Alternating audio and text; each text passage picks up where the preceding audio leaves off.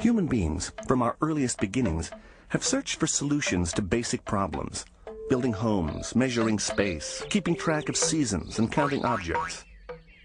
Over 30,000 years ago, early Paleolithic people kept track of the passing seasons and the changes of weather for planting.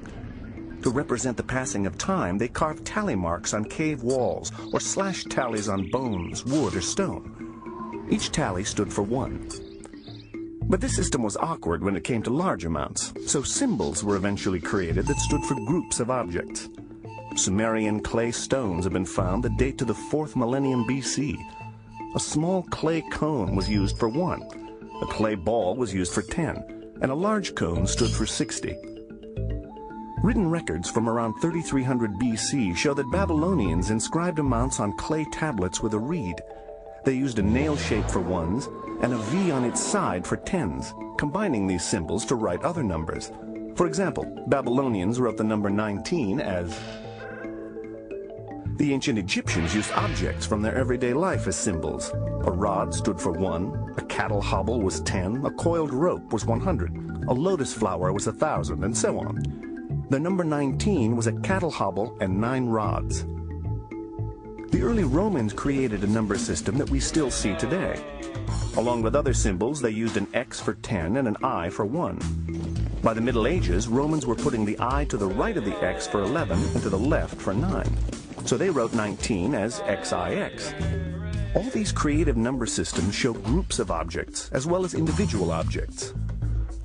Some of the oldest human counting systems rely on fingers and toes, so they were based on 1s, 5s, 10s, and 20s.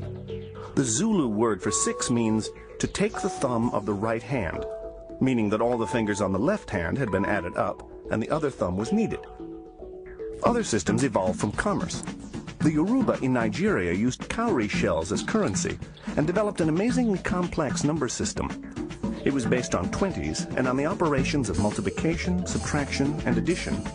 For example, they thought of 45 as 3 times 20 minus 10 minus 5. Knots tied in cords and strings were used for recording amounts by many cultures, like the Persians. The Incans used a more refined version called a quipu, a thick cord held horizontally from which hung knotted string. The kind of knot the Incans used, along with the length and color of the cord, represented 1s, 10s, and 100s. In today's world, almost every industrial culture uses the numerals 0 through 9.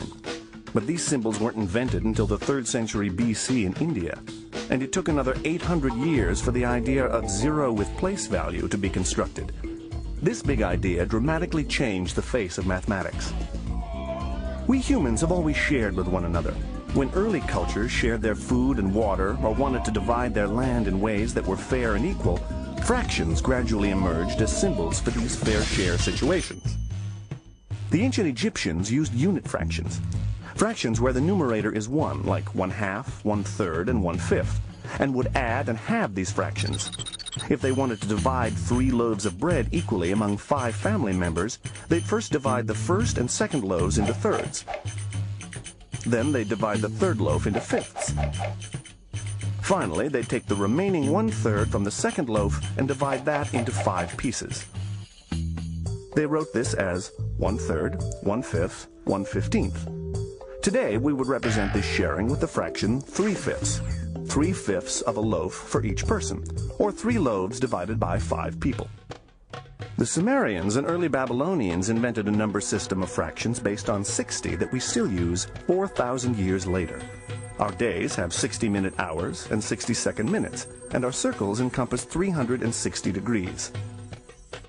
Chinese societies used an abacus with a system based on tens, although it had no 0.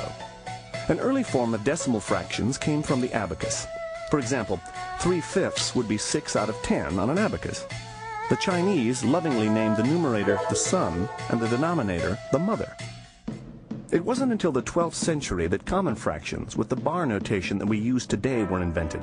Even then, these fractions weren't widely used until the Renaissance period, only 500 years ago. Throughout history, every culture around the globe has created inventive ways to calculate. To solve a problem, say 12 times 15, early Russian peasants used a system of doubling and halving. When an odd number, halved, resulted in a fraction, they rounded down. Then they added the factors associated with the odd multipliers.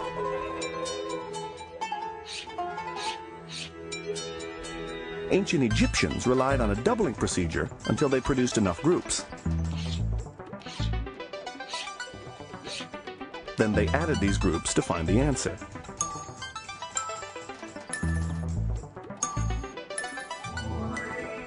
Across Europe and Asia during the Middle Ages, the abacus was the handheld calculator of its day, but only very few people knew how to use it, usually wealthy merchants and moneylenders.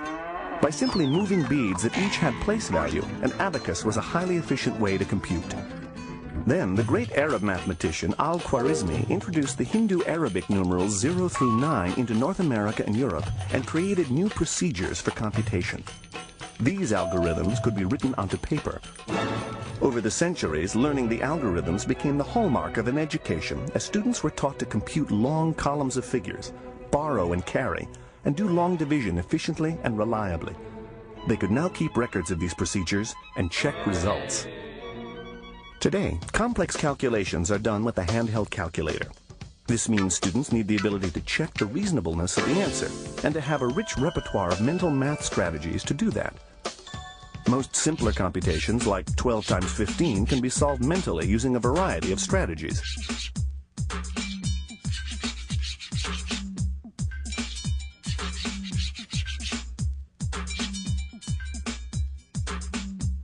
As we journey through the rich and vibrant history of mathematics, we can see how ideas and creations grew out of our very human need to solve the problems in our everyday lives. Through time, the mathematical explorations of men and women from around the globe have given us fascinating lenses that help us to mathematically view and make sense of our worlds.